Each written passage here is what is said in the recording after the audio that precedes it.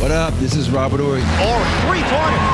Buries it! You might know me as Big Shot Bob. To Horry for three. Oh, unbelievable. This guy is off the charts. What's going on, Big Shot Bob? Robert Horry from downtown.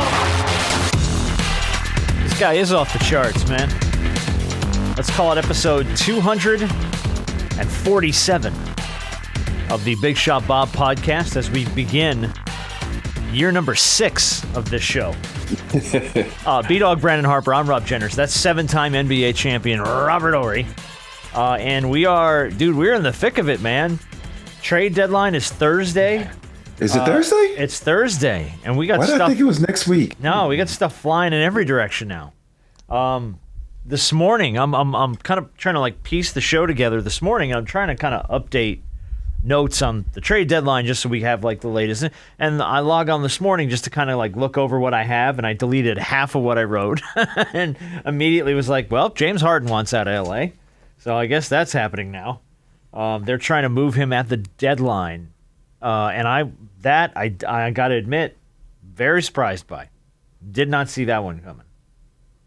Me either. It's weird because he's been playing pretty good, and all of a sudden, he went to old school. I heard he missed a couple games due to personal issues. I'm like, what are you doing? Yeah. I don't understand. But if I'm Cleveland, do you do that trade with Darius Garland? I don't think I want to give up Darius Garland. I know he's always injured now. But you think about it, James Harden's kind of ball dominant. Spider's kind of ball dominant. Even though, you say that, Spider, James, the Claw are the same people, but not really. So I don't understand. If that trade happens, are they doing it because Darius Garland is always hurt, or because they trying to make that one last push in the East? You know what I mean? I think it's a combination of both. Mm-hmm. Darius Garland is still young, but like we always say, the best ability is availability. And if they believe they can go get a vet point guard who can help, with this push to try to make another run, then so be it. James Harden is 37? So I don't know how much more time you're going to get out of him at 37 years old, or how much longer he's going to want to play for that matter. But I don't know. If you think James Harden and Donovan Mitchell can coexist in that backcourt, especially with the volume of shots both of them take, James Harden is another shot creator. He can facilitate the ball, and he scores a lot.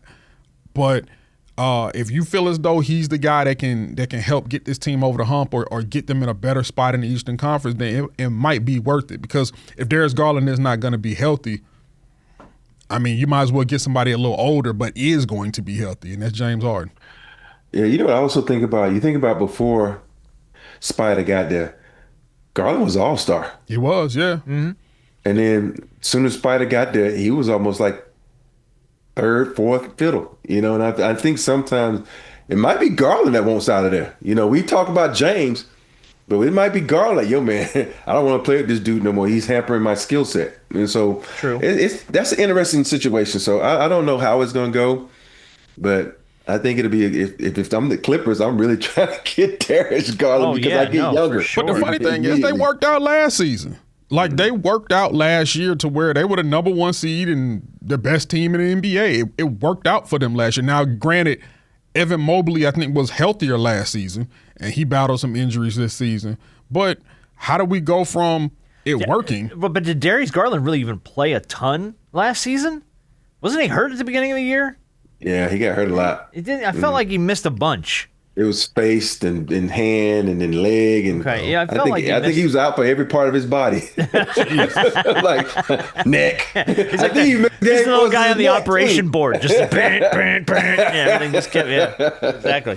Well, and then here's another part of this too, and I looked it up because I was curious, and it starts to make sense when you look at the Cavaliers side of it. They only got one more year on Donovan's contract, so if you're going to make the most of what you have now. I don't know if they're necessarily looking at Harden's age as much as they're looking at, okay, we got this season and next season with Spida under contract. We don't know what's going to happen beyond that. Right. If we want to maximize what we've got, we got to do it with somebody who's actually on the floor. Mm-hmm. And you're right. Both of you guys are right. I don't know how those guys both coexist in that backcourt because they both take a lot of shots and they both want the ball in their hands a lot of the time. Now James can be a facilitator now. He can. He will pass the ball. Now he does take a lot of shots, but he does pass the ball. I will say that he is a facilitator. It can be at least. Yeah. Maybe Cleveland's just looking at what can we do right now. And you're right, Rob. You're also right too. We don't. Maybe Darius threw this out. We have no idea. We have no real inkling behind the scenes of what started the whole thing. We just know that the Clippers are in the throes of trade talks with James Harden, and then that move with Cleveland seems to be the predominant one that's popping up. So I was surprised by it. And James Harden didn't make the All-Star team. Kawhi didn't either. Neither did Kawhi. So barring, we'll talk about this later because I got it on the list for later on. But barring an injury, the Clippers aren't going to have a representative in the All-Star game in their own building. I know. And right? you've got two guys on that roster that have a legit argument to be participants in that game. That's really, really weird, And for Ballmer to be as outspoken and is one of those guys as an owner that everybody kind of likes. But is this the flip side of the NBA saying, "Oh, you want to have that scandal? Here, none of your guys are gonna make I can't imagine that's it though, right? Like who picks the All-Star reserves? It's not the league, right? Isn't it the coaches? I think it's like the coaches. Whoever the coaching staff is for the West would pick the Western Conference reserve. So unless those guys have some sort of or harboring some sort of frustration over that scandal, which I'd be surprised if they were this late in the year, because it was a big story at the beginning of the season. It's boiled down a lot. I don't know whatever came of that investigation. Obviously, not a damn thing has really happened to the Clippers or to Steve Ballmer. So I don't know if the NBA just kind of quietly brushed it under the rug or they just didn't find enough. But I mean, I haven't even heard the NBA make a statement about it. Like, this was our findings and we're going to go ahead and let the Clippers go. No, I haven't heard a word. So yeah, I would be stunned if that had anything to do with it. But it's really weird though that the Clippers are going to be without an all-star representative in their own building. You got to figure at least one of those guys would have gotten there. So besides the Clippers, obviously, so far the only move, by the way, of the trade deadline, and it's Tuesday afternoon we taped the show, the only move has been the DeAndre Hunter move. The Cavs got him last week from the Hawks. The Hawks, he was traded to the Sacramento Kings for Keon Ellis and Dennis Schroeder. It was a 3-team deal. The Bulls got Kings forward Darius Saric, 2 future second-round picks. The Lakers were in this conversation at one point, going back and forth in a package that involved Rui and Westside Connect to trade for Hunter, but that did not come together. Did you think that was a move that they should have made? Here's my thing with DeAndre. Rob's just shaking his head. Rob's like, here's my thing with DeAndre. The one thing that he was known for when he was drafted, which caused the Hawks to draft him so high, was he was a 3-and-D guy. Well, one of the reasons why he got traded is because his defense was slacking. Yeah. And he was hurt a lot. So he ended up, the contract extension that he got was not. He didn't measure up to it, so the Hawks had to get him off the books. Now, last year he played a pivotal role for Cleveland. He played well, but obviously they want to move on from him. I just don't see him as the same player that was drafted in a sense. His defense has slacked a bit over the years, and being hurt as much as he has, I don't think that would have helped the Lakers any more than whatever they are right now. Basically, I look at you taking a guy, meaning Rui, who's shooting the ball really well for 3, and then you taking a guy who's pretty much the same player, a little bit taller, and not shooting the ball as well as from 3. And you don't need him. Sometimes I think people say, "Oh, we got to make a trade. We got to make a trade." Like, why are you going to swap an apple for an apple? I'm like, it doesn't make sense. And now that new apple has a learning system, and I think what I used to really, really be a big Hunter fan. But last year when they were in the playoffs, and I think he missed the game because his thumb was sprained. Remember the playoff game? Oh, yeah. And I'm like, your thumb, you got a sprained thumb, and you're going to miss a playoff game? At least get out there and try. It's not like it's a knee or something where you can mess it up, or a calf like everybody messed up and you out for the rest of the season or even next season. It's your thumb, and right there it let me know that. Do you have the heart? Do you have the dog in you to go out there and want to be, put your stamp on this game and be one of those guys in the NBA? Say, oh, he can play. And right then I was like, I don't know. So my whole thing, and then you already like, why would if I'm the Lakers, I'm not making that trade because I don't want someone who's not going to play hurt. Yeah, but nobody in the league plays hurt. Let me put that out there first though. But nobody plays hurt though. So I love when we get disapproving Rob face. Just that. Yeah. Just that move. Yeah. Yeah, that move doesn't really, it definitely don't move me too much. I don't think it makes the Lakers, it's like making a trade just to be in the news. Just to make a trade. Yeah. We talked about it last week. You don't make moves. I don't think any of these teams are making moves to make moves. And, not to his discredit, Shams is running his ass around. People are dogging him online because he's like, whatever, 0 for 8 on predictions of what's going to happen in the trade deadline. And I'm like, man, he don't know. Like, right. And it's not like Woj would have gotten any of this shit right. Like, they're just doing the best. They're reporting what they hear. And that's the best they can do, because the Giannis thing is really it's so it's just so like insane right now. The fact that everybody's just now it's just like the Bucks are waiting to see who backs up the biggest truck for him and who's willing to just jump off the most picks and the most money or the most stars and picks or whatever package they get. But to me, it's like, and we talked about it last week, was if I'm the Bucks, I wait till the summer. Because you have time to shop, you have time to make the right move. Unless somebody, now the opposite side of that is, I think the only reason Giannis would go at the deadline would be somebody's an impulse buyer. Somebody comes in and goes, here's, we're going to give you all this crap and all this crap and all this crap, and we want Giannis right now. Because they don't want to go into the off-season back and forth bidding war that's going to go on for Giannis.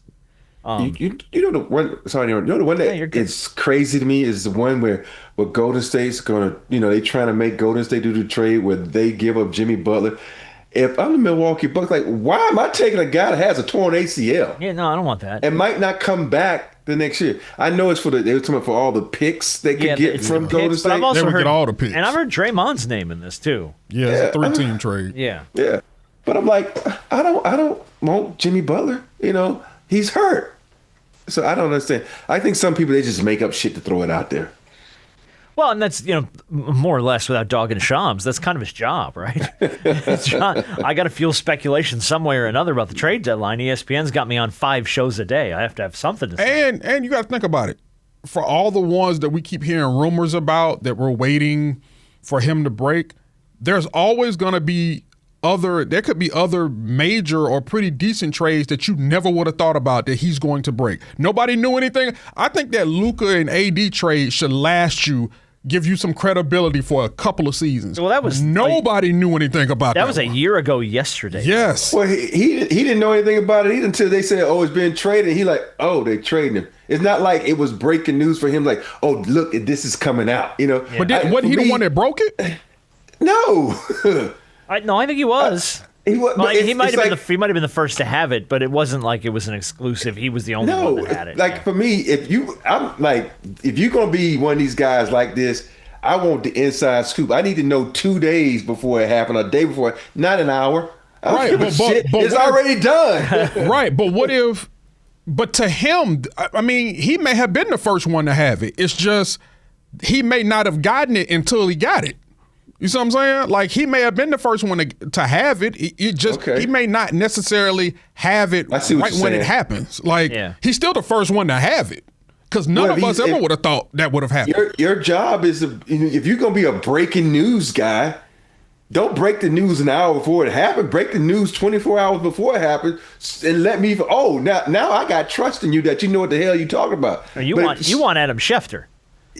Yes, you want Adam Schefter. Adam Schefter will run off of ESPN with a phone in his hand to take a call. Like, fuck you guys, hold on.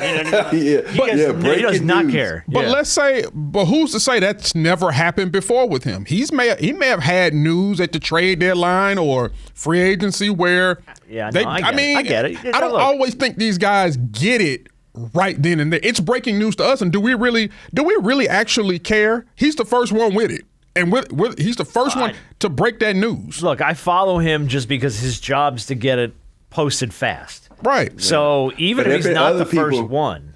But there have been other people like in certain areas that posted before, and he take it and he posts like 10 minutes later. But they're like, "Oh, I posted first." No, he didn't. This guy just did it for 10 minutes. Well, he's also the guy. Well, he's garnered the credibility over the years everywhere he's been to where he's the one that people like. Yeah, you have your other reporters. But he just got the credibility when Woj said, "I'm out." No, he was doing his thing. He was with The Athletic. He was with Yahoo. He was He was coming up. It was a battle between him and Woj at one point. You remember? Yeah, yeah, and that was before he got to ESPN. But I think to both of your points, when I joke about Schefter. Adam Schefter has had many years of building relationships with like front office people and PR people that they know they could trust him to do that stuff. Yeah. I think Shams is still kind of navigating that water. You know what I mean? Like Woj had it, I think, in his pocket because Woj was the same way Schefter was for a long time. Right. Mm-hmm. So I feel like the longer he's in that role, the more insight he's going to get. Now, that's to say, I don't know how any of these teams feel about him. Like, I don't know if they liked Woj, they don't like him, or they like him better, or he's a little too intrusive. I have no idea how it works behind the scenes. But I think for me is the people who don't make speculations. Just give me the facts. Don't give me speculation. I think sometimes he speculates a little too much. Well, that's why he's getting dogged. Well, I think that's and with Schefter, Schefter's like, "Oh, this is what I got. This is what I heard." My sources are telling me. Yeah, but everything let's step back a bit. Everything that Schefter hears, and he speculated too before, doesn't always happen. He's just telling you, he's giving you a little behind the scenes of what's going on. That's what you also want from your insiders, because when they're on a show, they can easily say, "No, I ain't heard anything," and then just stay right there. Back to you, Mike. Back to you all. No, it is their job to give you an idea of kind of what's going on. Yeah, I know. But because if not, you'd be like, "Hey, Schefter, hey, Woj, or Schefter, you got anything?" Nope. All right, well, thanks. What's the point? Well, back to you, Mr. Harper. Yeah, like, what's the point? Back to you, Stephen A. Go yell at some people for a second. So anyway, well, as this stuff breaks, we're just trying to kind of make the most sense of it. I think the big thing with Giannis is going to be a lot of these other names that you hear around the trade deadline, which are like John Morant, Anthony Davis, Sabonis' name has come up, obviously because of the situation there. I feel like all of those pieces are going to fall if and when the Giannis thing happens or doesn't happen. Does Giannis have the ability to say no to a trade, or you can just trade him? I don't think he has a no trade clause. I don't think he has that. No, I don't think so. So, but I'm just surprised that this boiled up as much as it did over the weekend. Like I thought that we were like, okay, I think everybody's pretty much in agreement this is going to be an off-season thing, but no, it boiled up pretty quick. I'm not pretty surprised. Fast this weekend. They're taking offers. They're in heated debate and conversation with people about all this stuff. So the Anthony Davis name keeps coming up, trade deadline related, and we're just going to wrap a few more of these trade deadline things up. Mavericks situation obviously is a little different because he's hurt. But the Hawks, the conversation has been a minute that the Hawks were kind of looking to make that move for Anthony Davis, but I think that Dallas wants a little bit too much, maybe. Well, they want that New Orleans pick. Yeah, they want that, and then it's like Porzingis is involved in this. Kennard he's an expiring contract, right? But Kennard is wrapped coming up back to Atlanta, is he? Cool. Porzingis. No, it's an expiring contract. He's an expiring contract. And then the other name I've heard in here that Dallas would want to make this work would be Ricochet, but I don't think the Hawks are going to be anxious to move on from Ricochet. Look, I would like to have AD here. It's just when you go from having one big man that barely plays to now bringing in another one who probably doesn't play even more because of injury, it's like, dog, what are we doing? I'd rather keep that pick and then add another top 3 talent in this draft, because you talk about this draft is pretty loaded. Yeah. So these picks are much more valuable. You're going to add probably a starter. And pair him with Jaylen Johnson's only 24. Yeah. Most of your team is still relatively young. Yeah. So get another guy, get another top 3, top 5 pick, and pair him with Jaylen Johnson and move forward. I just don't think you move off of that New Orleans pick unless you're getting a good piece, like a really good piece and dependable piece back. Yeah. Just can't do it. No. So that's the other name that's bouncing around a lot. And then there's like a few others. I don't know if anybody's going to make a move on John Morant. Despite continued interest in Andrew Wiggins, the Heat don't appear to have any interest in anything the Lakers have offered them. So that seems to be not going anywhere. But I think a lot of this, a lot of what we're talking about, is going to hinge on whether or not Giannis decides to do anything. Because I think everybody's sort of holding all their pieces to go, well, shit. If I need all these pieces to make this Giannis thing happen, I need to have them all. So I think everybody's holding. And then I think if nothing happens on the Giannis front, by like Wednesday night or Thursday morning, I think you're going to start to see a flurry of crazy shit happen. Yeah, I think that. But here's the thing that you got to understand: when you get Giannis, you got two other players that's coming with it. So you got his brothers. You got his brothers. You got to make I think that Warriors thing might be something. Like, I think there may be something behind that. Like, that could be. I tell you what, though, if you can get Steph Curry and Giannis on the same floor together, I don't know. And I know Steph's getting old, but he's still Steph. He's still better. And I know Giannis 95% of the league. That's absolutely right. And I know Giannis is banged up time to time, but he's arguably one of the top 10 players in the NBA. Mm-hmm. Maybe the argument for top 5. I don't know, man. That's a very intriguing. I think Golden State would swing back in a positive direction, even if they had to give up a lot to make it happen. I guess the question is, are they willing to leverage whatever future they have beyond those two guys to make it happen? You know what? I think they will go to Steph and says, it's Steph's. I think it's Steph's choice. Is his decision, because Steph only has 2 to 3 years left in him, maybe more. But I'm just saying, though, your window right now is open to attack. And I think if Steph says, yes, get rid of Draymond, get rid of Jimmy, bring in this guy, and then bring in a couple other pieces, it's a done deal. Because, you got to think about that organization is so dedicated and behind Steph that they would do what he says. Steph don't just seem. I don't know Steph. I only met him like once. He don't seem like he's the type of person to go in and try to make decisions for a team. Mm-hmm. He just said, "Well, I'm just here to play. It's your decision." So yeah, we've talked to Steph a couple times on different shows and podcasts and stuff, and he's just very laid back. Mm-hmm. And he doesn't give off the vibe, you're right, of somebody that's marching into the GM's office and going, "Here's what we need. Here's what we need to do. Here's what I want." And he's like, "No. Give me the right pieces. I'll throw my input in when you ask for it, but otherwise, right. Build around me. Help me get it done. I'm going to do my part." I got nothing but respect for Steph Curry, man, because he's always been that guy, just the do your part guy. Yeah. He could easily be the guy that storms into a GM's office and goes, "Here's what I want," and he just doesn't give off that vibe. Let's talk about Paul George real quick. We got a bunch of other stuff to get to too. We got Jason Kidd firing back at the media. We're going to talk about the standings a little bit. We are going to check in on the All-Star game, a bunch of other stuff, and Rapid Fire's back this week. Rapid Fire. So we'll do a little trivia game. But the Paul George suspension, other thing I didn't see coming this week, as I don't think anybody did, suspended 25 games following the league's anti-drug program. Here was Paul George's statement. "Over the past few years, I've discussed the importance of mental health, and in the course of recently seeking treatment for an issue of my own, I made the mistake of taking an improper medication. I take full responsibility for my actions and apologize to the Sixers organization, my teammates, and the Philly fans for my poor decision-making during this process. I'm focused on using this time to make sure that my mind and body are in the best condition to help the team when I return." You look intrigued, Rob. No, I think in the last couple of years, we get this out now of mental health. And I don't know his mental health, but I'm just saying, I just laugh all the time anytime you get your mental health.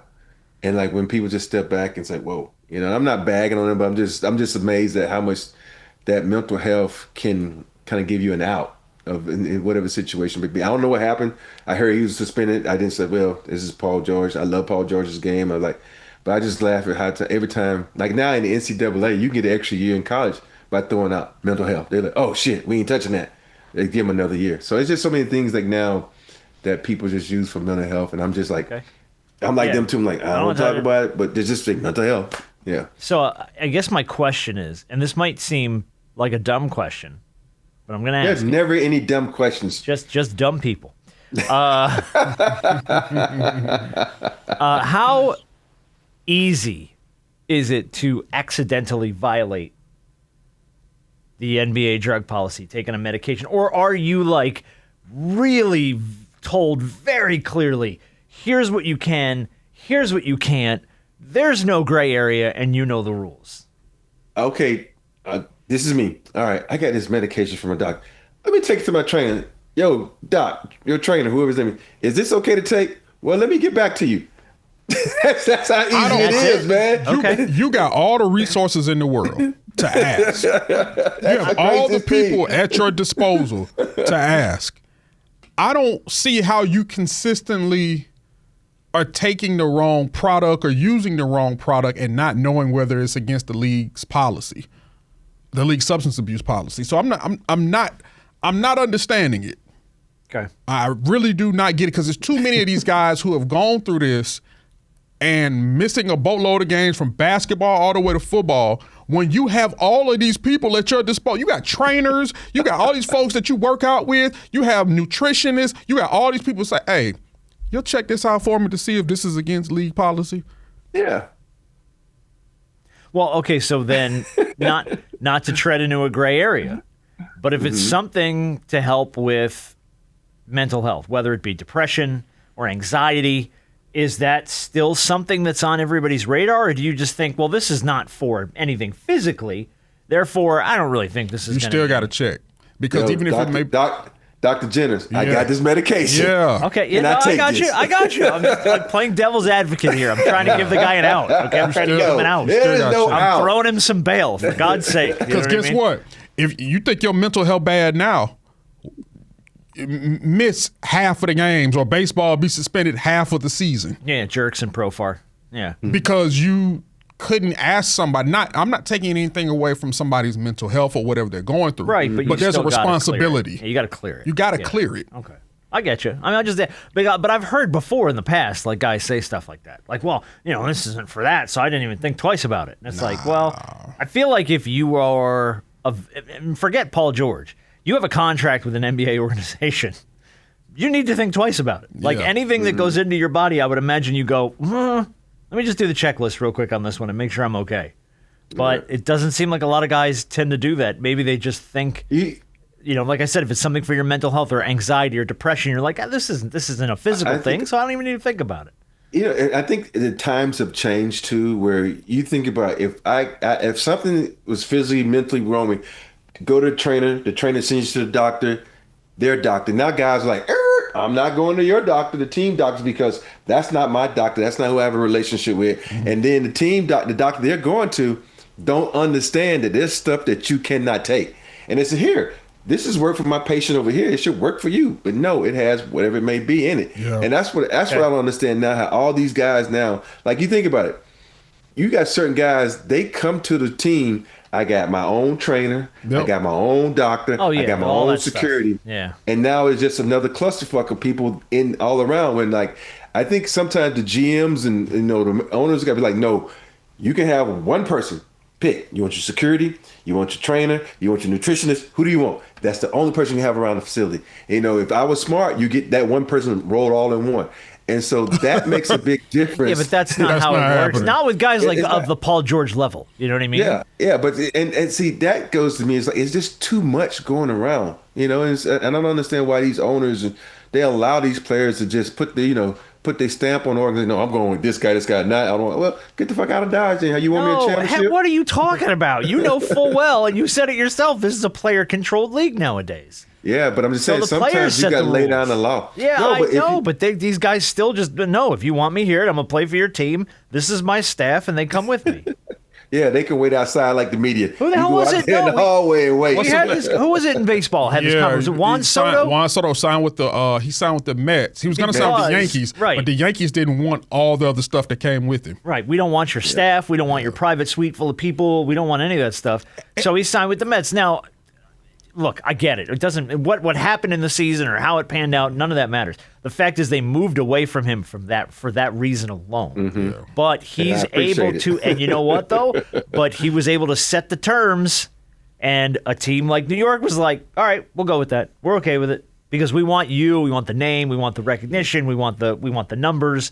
We want all that stuff. It's going to put butts in seats. So if we have to make some concessions to get asses in seats, we're going to do it. And I feel like a lot of owners will concede that kind of stuff. Rob, well, one person is a physical therapist Monday and Tuesday, and Wednesday and Thursday they're security, and then nutritionist on the weekend. Friday and the weekend, they're a bodyguard of some sort. Yeah. Jordan's guy was like that. One his trainer trained him, then he was nutrition, then he's able to go. He was a security, so he got one guy could do it all. All right, you just let me know where you find them type of folks who know how to do all of that. You come around on Friday, trim the hedges out front, mow the lawn. All that stuff. My trainer I had that it was Vince Young had him, Adrian Peterson had him, Trent what's Trent Williams? Is Trent the offensive lineman? Trent Williams. For our trainer did all that. He was like he could be a security if you want to be because he was an MMA fighter. He had a degree in nutrition. He could be that, and then also he was a trainer. So you have one.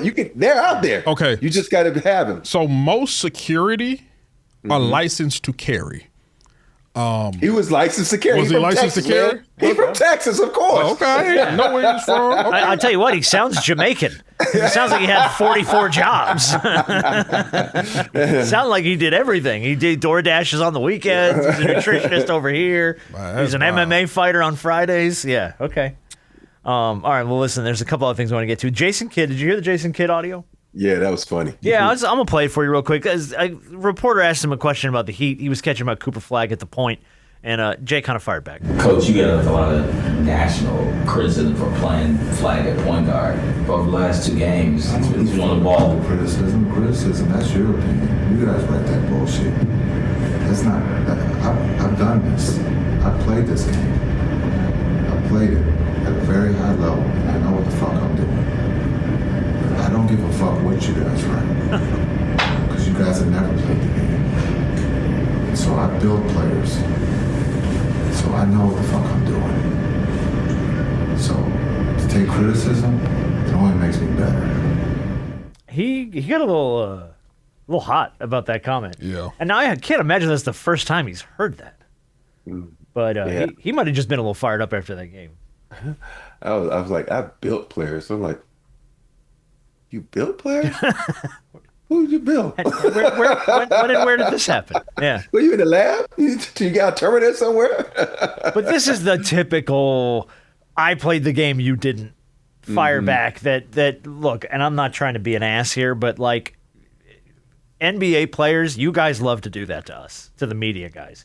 You love to shit on us for not, you never picked up a basketball. You don't know what it takes. And it's like, yes, but I've watched basketball for 30 years. I know all the little ins and outs and where guys fit and where guys don't. And sometimes when things aren't working, maybe it's because the guy's playing out of position a little bit. We've talked about it on this show that we think he's maybe playing out of position, obviously by necessity because of the situation in Dallas. But Jason's not ignorant to that. Like, he knows full well that maybe he's playing a little out of position, or he's heard people criticize the team for putting Cooper on point, because that's not necessarily his strongest spot. But like, why all of a sudden did it become a F you?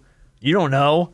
I've built players. I'm better than you are. Oh, this is all built up frustration. It's got to be. When you start looking at how the season is gone, you don't have Kyrie. You lose Anthony Davis. He gets hurt multiple times during the season like he does every season. How many games has he played this season for Dallas? Is it? Do we know? Oh, no. Is it? What's the, right? We're going to set the over-under at 15. I think it's under. Has he played more than 15 over. games? You're going to say over 15. Did I see somewhere where he said he played 20? We're going to find out. I'm going to say under as well, 15. Anthony Davis games played this season. But when you look at it, this season has gone nowhere like Dallas. I mean, you don't have Luka anymore. You made the trade, so the guy you made the trade for ain't healthy. Everybody knew that Anthony Davis was not going to play the rest of the season or be available for Dallas. What did I set the line at? 15? He's played 20. I thought so. Yeah, I went under too, though. He has played 20. I knew it was about 20. And I'll tell you what, I have not. I bet under because of the 20 he's played. We haven't really heard much or seen anything about those 20 games. Maybe he's had 2 or 3 in there where you're like, oh shit, Anthony Davis is back. And I really would have thought it was less than 20. And my thing is Kyrie gone for the season? I still haven't heard an update. That's a good question. I haven't heard any update. Well, yeah, why come back at this point? As 100%. I just, we talk about AD. What are you going to rush back for? Right. Just, I mean, they're not. Are they out of it? Where are they? Because I haven't seen their name. They've got to be. Are they even in the play-in right now? No, they're not. They're out of the play-in, aren't they? Western. They are. Everything this Damn. year is basically just Cooper Flag's development. They're 12th. Oh, they're 19 and 30. Yeah. Yeah. This is all about development. From here on out is development. They're below the Grizzlies, just a tick over the Jazz. Yep. Oh, boy.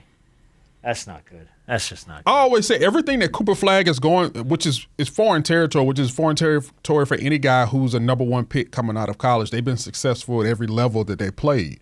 But everything that he's dealing with as a player and going through all this ain't going to do nothing but help him moving forward. I agree. He can become a better player for it. He's had some agree great with moments this year. I think didn't he score like 40-something a couple of nights ago? Yeah, he had a huge game a few nights You ago. know, yeah. this is about that is your franchise player. So get him all the work that he can get, and you at some point in time you build around him how you can for years to come. Whenever you choose, you decide to start that, because AD and Kyrie ain't. Well, I mean, you can't. I mean, Kyrie maybe next season. Maybe. But what version of Kyrie do you? Because he's getting older and he's coming off a knee, so it's like, I don't know, what version of him do you have? You know what I mean? How long does it take him to bounce back? Anthony Davis, I mean, again, it's just the most unreliable piece. He's so good when he's healthy, and yet he's never healthy. So it's just so hard. But yes, I agree with you. It's a frustration blowing over in Dallas. The only reason J. Kidd goes after that poor guy like that. We're talking briefly about the standings in the West. Obviously, we know now that Dallas is just woof down there. Thunder's still up top there at 39-11. Spurs are right behind them, 33-16. Nuggets there as well, 33-17. Rockets at 4. Timberwolves at 5. Lakers have slipped back to 6. Yeah. And what else? Your Suns are at 7. The Clippers are at 9 right now. They've clawed their way back. For what it's worth, the Clippers, since December 20th, have the best record in the NBA. Yeah. And are actively looking to move James Harden as we speak. But they started horribly. They figured it out. They got the ship right, and now they're obviously going to have more trouble along the way. So that's kind of where we stand in the West. In the East, it's still the Pistons, man. Still up there, 36-12. Knicks and Celtics are both right behind them, about 5 games back. And then the Raptors and the Cavs tied up right behind them. So you've only got about 5 30-game winners in the East, and you got about 7 in the West. Yeah. So it's fairly even for things as far as that goes. I mean, top teams are 36 and 36 wins and 39 wins. So they're not terribly, not this huge disparity between the West and the East so far this year. I thought it was cool. The Knicks-Lakers game on NBC the other night, I thought that was one of the better presentations of the NBA I've seen in a minute. Like, they rolled out the carpet for that, man. They had Bob Costas out on the floor. Well, they should have. They should have. But it's just good to see, like, when a company like NBC wants to flex their muscle and really make a broadcast seem huge. Wow, they can do it. Yeah. Like, I don't know where it's. I mean, they've had good stuff this year. They haven't been bad, but like, how come every game can't look and feel that way? Because damn, they went all out. Because every game ain't Knicks Lakers. I don't care.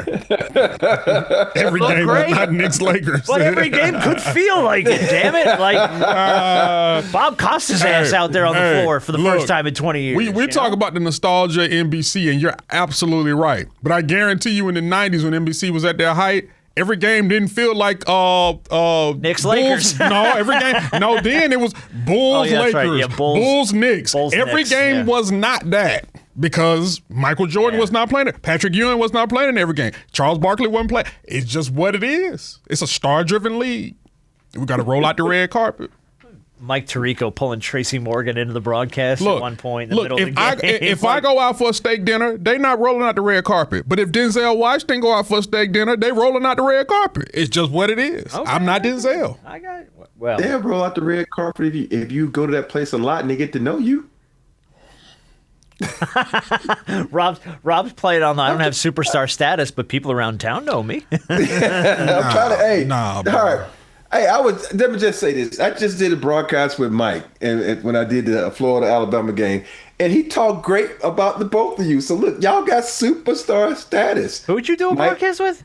Mike, who does the He does the broadcast for the Hawks. I don't know Mike's last name. Mike, who does the radio broadcast for the Hawks? Mike Conti? Mike Conti. Mike Conti. Yeah, okay. Conti. Yeah. See? Oh, we're at 92.9, yeah. Yeah, he's a program director. Yeah, he runs the competing radio station in town. Yeah. Is he? Oh, but not a bad guy. But not a bad guy, dude. Not a bad guy at all. He talked very highly of you guys. Yeah, he loves you two guys. He's good people. Mike's a good guy. I mean, like, people love to drum up the whole radio war. You know what I mean? Like, hey, he works across the street. That guy. Yeah, that's a management thing. It is, but it's like we get along with most of the people across the street. And you've worked with most of those people before. We know all of them. There's a small handful that I would probably trip in the street if I saw them. But besides that, a small handful. So take that. All right, we mentioned the All-Stars before. I just want to mention that the All-Star reserves were announced this week. We had Donovan Mitchell, Jaylen Johnson. Congratulations, Jaylen. Absolutely. Karl Anthony Towns, Siakam, Norman Powell, Scotty Barnes, face of the league, and Jalen Duren. And then your Western Conference. Duren. And your Western Conference reserves, Anthony Edwards, Jamal Murray, Chet Holmgren, Kevin Durant, Devin Booker, Dene. I don't know how to say his name. I've used his name before. Denny Avdija? Avdeja? Avdija? Okay, I've never had to use his name before, and of course, Bron. Kawhi Leonard, we talked about having the best year of his NBA career while leading the league in steals and free throws, not an all-star. James Harden having the best scoring season since his final full year in Houston. Third in assists per game, not an all-star. Just weird. I only see two people that I think that shouldn't be on that list. That's should be? Should not. Should not be. Okay. Should not. That's Chet. Okay. And Siakam. Okay. I think Chet, everybody was, well, they got the best record in the league. Hell, we had the best record in the league, and Dream was the only all-star for our team. So I think that Şengün has outplayed Chet. I was going to ask how you feel about him being Yeah, so that's the only thing. Şengün has outplayed Chet. And Embiid, too. Yeah, and Embiid has outplayed Siakam. And so I just think those are the things. And like Siakam, they like worst record in the league, right? They are right now. They are dead last. If I'm not. Oh yeah, we skipped that. We were talking about standings. The worst. I think the Pacers are. Hold on, I haven't written down. No, the Kings. Kings have the worst record in the league. They're losers of 9 straight. They sit at 12-39 in the West. In the East, though, it is the Pacers, only 1 game better. 13-36. As bad as dead last in the East. And maybe because I've caught more games this year, watching them than I probably ever have in the past.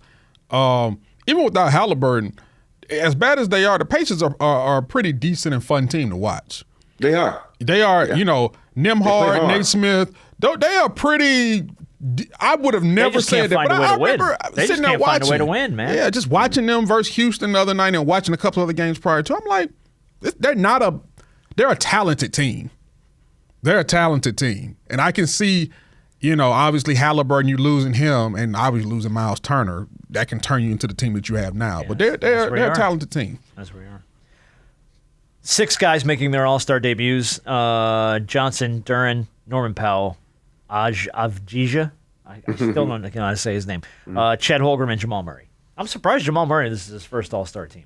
Really? Yeah, Jamal Murray making his All-Star debut. Yeah, because that's normally Kawhi or James Harden. I guess that's right. Yeah. And we talked about Norman Powell. Was it last year or the year before? Should have been there. Didn't get it, so he gets it this year. So congrats to those guys for making the All-Star team. And then the All-Star game's coming up, and we have no idea how it's going to work or what it's going to look like or what the hell's going to happen. So we'll give it a ride and give our opinion afterwards and see how badly it's broken. All right, let's do Big Shot of the Week, then we'll do Rapid Fire. And thank you, by the way, to everybody who's been sending us questions this week and topics for Shoot-Around. That show will come your way on Friday because there's some good stuff on the Shoot-Around sheet for Friday. Big Shot of the Week is going to go to a group called Serve DC. They're a volunteer group organized by the mayor of Washington, D.C.'s office. Here's why. The District of Columbia's plows and employees were obviously all focused on all the big roadways during the winter storm. So everything they had got thrown at the interstates. Well, they put this little group of people together whose job it is to go around and hit the blocks with shovels in hand and clear sidewalks and walkways for the elderly, the young, the disabled, people who are just overwhelmed. And they've been doing it for a week now. Mm-hmm. They cleared snow and ice in front of people's homes, people who are on crutches, people who are disabled, all kinds of stuff. Not because they're being paid, just because they're trying to help out their neighborhood. And I will tell you, for a community in Washington that has been embattled in all kinds of crap, not political stuff. I'm not going to do political stuff, but like with the government and everything going on in D.C., the federal, National Guard there, and all this other bullshit. It's really cool to see the people of D.C. just kind of come together and just bail out their neighbors. Right. You know what I mean? Just like, hey, we're looking out for the elderly. We care about the people who can't do this for themselves. I don't want the woman next door on crutches slipping on ice. So we're going to get out there with shovels and we're just going to help people. That's true. So the fact that they put this little group together and they're out there doing it, man, big shot of the week. That's dope. What's up. Good for that, man. It's called being kind. Yes, it is. It's amazing how far that gets. Right. And it's sad that we have to highlight people who are just being kind. Well, That's where we are. Love thy neighbor. Love thy neighbor. That's absolutely right. All right, we had a bunch of people ask, y'all haven't done rapid fire in a while. And I thought about it, and I was like, you know what? Because of everything moving so quick this week with the trade deadline, you're damn right. We're going to rapid fire this thing. So to remind everyone how this works, if you're new to the show or you haven't heard this before, I will give Rob and I will give Harper 60 seconds. I will pepper them with general knowledge trivia questions. Whoever gets the most right will win the round. We'll do best 2 out of 3. Since it is Robert Horry's show, you win the toss by default. You can go first or you can defer. The last time I deferred, Harp got all the easy questions to start the game over. And here's the thing. I am letting you make this decision completely on your own, whether you choose to receive or defer. And me knowing how smart you are, and you probably say, "Oh, Rob got mad because this," and you think I'm gonna take first this time because Harp. I'm gonna defer again to Harp and let Harp go first because I noticed I'm gonna get the easy questions this time. Okay. All right. Let's load them up and see how we do. Harper, 60 seconds on the clock. Here we go. For over 100 years, crowds have gathered at one Times Square to watch a ball drop to celebrate what holiday? New Year's Day. Correct. Single or taken, which am I if I'm bowed up? Say that one more time. Single or taken, which am I if I am bowed up? Oh, taken. Correct. A booed If your whatever. If your handbag has, I'm a man. If your handbag has a double G monogram on it, it's from what designer? Gucci. Correct. Romantically speaking, if you got to first base, what did you do? Kiss. Correct. Meaning carp in Japanese, what colorful fish are often kept in decorative ponds? Koi fish. Correct. The ring finger is located between the middle finger and what other finger? The ring finger is. Say that one more time. The ring finger is located between the middle finger and what other pinky. finger? There you go. Oh, my bad. When it was introduced in 1893, what rival did Coca? Oh. What I get 5? 2, 3, 4, 5. You got 6. Ooh, beat that, big dog. Okay. And that was after I asked him to repeat certain questions. Bowed up, booed up, whatever. Bowed up. Shut up. Fuck both of you. Oh, that's all. I like How about both. that? F both of you. That's You go, okay, William Tell. You fucking William Tell now? Like, okay. you All got right. a boat? Bowed up. All right. 60 seconds for Robert Horry. And here we go. When it was first introduced in 1893, what rival to Coca-Cola was originally called Brad's Drink? Pepsi? Correct. What smart college in England lent its name to a smart-looking style of men's shirt? Polo? Oh, no. Oxford. In a standard deck of playing cards, how many cards are there of each suit? 4. 13. What classic suit. What classic 3-word hand game is also called Rochambeau? Rochambeau? That when they kick you in the nuts? Rock, paper, scissors. What military-themed line of toys use the phrase "a real American hero"? G.I. Joe. Correct. In Edgar Allan Poe's poem *The Raven*, what word does the raven say over and over? Kill? Nevermore. Claudia Sheinbaum is the current president of what North American country? You talking about, is that Canada? That's Mexico. Oh. Claudia Sheinbaum is the president of Mexico. Yeah, Oxford shirts. How many standard... What the fuck is an Oxford shirt? You ever heard of an Oxford? It's like a I've button-up I've heard about Oxford collared shirt. In a standard deck of playing cards, there are how many of each cards for each suit? 13. See, I was thinking each card, like there's 4, like a 4 club, 4 diamond, 4 spade, 4 heart. So I was thinking that. Right. Yeah, there you go. And Rochambeau is rock, paper, scissors. I'd never heard of Rochambeau. I wrote Rochambeau, but I thought that's when they kick you in the nuts. Kick don't you get in something. the nuts. And they kicked them in the ding ding. And right in the ding ding. Thank you, Eddie Murphy. Edgar Allan Poe's The Raven. Quote The Raven. I would have never gotten Nevermore. One of the most iconic I'm things sitting ever there. written. Yeah. So you got cooked. All right. Well, you get to go first in the second round.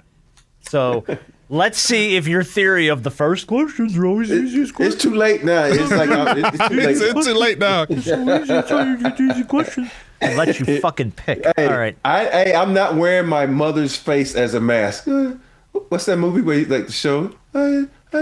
Mother. I don't know what you're talking about, but It's that movie. What's it called? Ed Gein. oh God, with the serial killer? Yeah, y'all haven't seen that yet? No. Oh, you gotta I know what watch Gein that. is though. Yeah. Yeah, you gotta watch that. Yeah, Okay. mother. Oh. You gotta watch it. It's Terrifying a and good creepy. All right, Yeah. Rob, you get to go first this round. 60 seconds. Here we go. If you're in a love triangle, that's a relationship between you and how many other people? show. 2. Correct. What animated sitcom mom has chain-smoking identical sisters named Patty and Selma? Marge Simpson. Correct. What does the B stand for in military aircrafts like the B-52? Bomber. Correct. If a guy delivers himself a chrome dome, what has he removed from his head? His hair. Correct. The Mexican holiday Dia de los Muertos means day of the what? Dead. Correct. Arches or heels, which is a national park in Utah? Heel. No, Arches. What's the official winter sport of Canada? Skiing. Hockey. Land, sea, or air, where are you if you're caught in the jet stream? Air. Correct. What Ocean's 11 actor made his Broadway debut in Good Night and Good Luck as the real-life Edward R. Murrow? The pretty motherfucker. I think he got 6. He did get 6. George Clooney. What's Job. George Clooney. That's what I said. The pretty motherfucker. Come on now. Come on. All right. All right, Harp. He got 6. You gotta beat That's a good 6. round. That's a good little round. Let's see how you do in I didn't round think 2. I was totally. His mind was somewhere. I would think winter sport. I'm like, Rob's trying to forgot hockey. Rob's trying to force a round 3. Let's see if he can get it done. Harper. 60 seconds. Here we go. Especially in theater, a traditional way to wish someone good luck is to say break a what? Leg. Correct. If you had any sense, you'd know what president's image is currently on the U.S. nickel. On the nickel. Oh, dang, on the nickel. I ain't seen a nickel in a minute. Thomas Jefferson? Correct. Spooned or forked, snakes have what kind of a tongue? Fork. Correct. If you like seafood, take a crack at the Dungeness, king, or blue types of what ocean dweller? Crab. Correct. Langley, Virginia is the home headquarters of what federal agency? FBI. The CIA. Dang, I knew it was either one. Oliver Twist or 50 Shades of Grey, in which novel does the main character say, "Please, sir, I want some more"? Oliver Twist. Correct. Historically black colleges Spelman and Morehouse are both located in what U.S. capital city? Atlanta, baby. Thank you. Well, I got there you 6. go. You got 6. I Tie got it up. 6. All right, we got to go to tiebreak round. Got to go to tiebreak round. Who wants to go first? Rob? You said the go questions first. are easy when you go first, Rod. Go ahead. You want to go first? I'll go first. All right, let's see if you can. All pull it those off. questions were easy. That second set was hard. Oh, you wouldn't have Go got ahead. Spellman in Morehouse? I done got spelled. Oh, okay. I was just trying to say. I thought you were looking at me. I was like, Dude, what? I'm from the dirty south. I know where they are. I swear to God. Don't profile me. All right, here we go. ATL, baby. Rob, you're going first? Mm-hmm. All right. Let me find out where I was on my list of questions. All right, here we go. 60 seconds on the clock. What E word is the garden where Adam and Eve lived before God gave them the boot? E. Eden, correct. What type of facial hair was named for Civil War General Ambrose Burnside? Shit. Sideburns. Correct. Love means nothing to Coco Gauff, who's a superstar in what sport? Tennis. Correct. Minnesota is famously called the land of 10,000 what? Lakes. Correct. Though you might call him a pizza rat, Chuck E. Cheese's middle name is what? Edward. Entertainment. If you're in a frenzy, you're said to run around like a chicken with what cut off? Head cut off. Correct. In what film do World War II soldiers go behind enemy lines to retrieve Matt Damon? Bob. I can't think of it. Saving Private Ryan. If you're a poser, you'd know what popular exercise got its name from the Sanskrit word meaning to join. If you're a poser, it's yoga.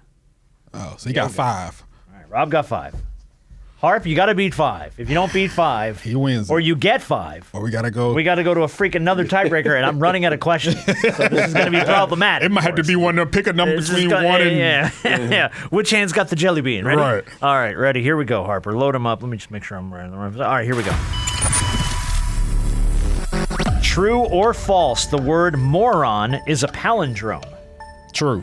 That's false. Dang. If someone's license plate displays the word famous potatoes, what state was the plate issued? Idaho. Correct. Ruby-throated, black-chinned, and white-eared are all species of what family of birds? I don't know. Hummingbirds. Oh, hummingbirds. In a chat room lingo, the letters AFK stand for away from what? Away from. Away for now? Away from keyboard. AFK. Oh, keyboard. Oh, true. What U-shaped item is said to bring good luck when hung over a doorway? I'm tripping. Oh, horseshoe? Oh, there you go, You horseshoe. didn't have to do that. Double or twin, which mattress size is bigger? Oh, it's a double. It is a double. I only got. Even if you got it at the buzzer, I didn't. you I didn't wasn't get gonna win enough. that. You didn't get enough. I didn't know. I didn't know that about the hummingbirds. All right, so we tied one round. You each won a round. I only know that because of Candace's boss. She loves hummingbirds. Oh, yeah. I'm not a bird watcher. Okay. I'm not either. I've only got 5 questions left on Are my we still sheet. tied? You're still tied Okay. because you each won a round and you tied one. Okay. So we're just going to go back and forth with the remaining 5 questions. If either of you miss Okay. one, that's a winner. If we both get them all right, then we're fucking tied. I'm out of shit to ask you guys. All right. Robert Horry. Mm-hmm. The end of our national anthem mentions the home of the what? Brave. Oh, Correct. come on. Harper. The NBA legend, once known as Lou Alcindor, changed his name to what? Kareem Abdul-Jabbar. Correct. Robert Horry. True or false? The protest known as a boycott was named for retired British Army Captain Charles Boycott. False. That is true. Oh, win goes to B-Dog Brandon Harper. There you go. What are the last 2 questions? Last 2 questions. Harper would have gotten issue number 1 of Action Comics. Has sold for over $3 million because it features the debut of what character? Oh, that's a y'all thing. Wow. I feel nerd shamed. Heck, I don't know. Superman. I should have taken. And then the last guess. question on the sheet, Rob, you both would got this one. What clever letter and number combination is commonly assigned to police dogs? 9. K9. K9. Yes. It said letter and number. Letter and number, K9. So, Well, I was going to give you the K. I was taking the 9. because he's a giving soul. Thanks. He's a giving soul. That game was epic. That was one a of the, good one. That was probably one of the best ones we played in a long That's time. a really good one. Yeah. I ran out of questions, for God's sake. That never happens. Usually I'm done. I got like 15, 30 questions to hang on to for next time. All right. You We'll do just call us dumb on the sly. Who? Oh, nah. Well, You have 15 more questions to give you, but your dumb ass didn't get to it. Ain't nobody talking to you. oh man. Ain't nobody talking to you. I ain't gonna Shut up. lie. Why are you bringing that up? There have been quite a few times we played this game. I have felt stupid leaving. I'm like, you got to be kidding me. You know more than this. All right. That's a y'all thing. When you said I was nerd like, I shamed had us no, both. Yeah. I wouldn't know.